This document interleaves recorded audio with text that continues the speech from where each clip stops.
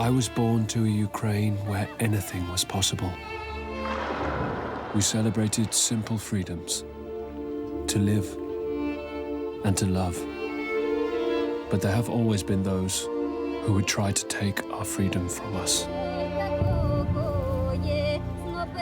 Without Ukraine's vast harvests of grain, Russia cannot exist. Take all their food, crush them. This could mean the death of millions. Who in the world will know? They're coming. The Bolsheviks. You and your land belongs to the state. I fear the worst. I have seen people starving. I must fight for my country. Close the borders. Keep them in.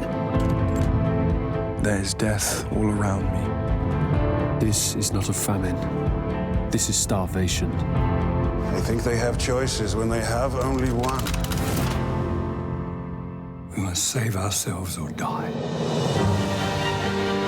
The women will organize a revolt. We must continue the resistance. What would you give to save your family? Everything. To Ukraine! Freedom! If I can save one life, that's enough for me. Having someone to live for gives me courage. We will be together. Trust me, I will make it home to you.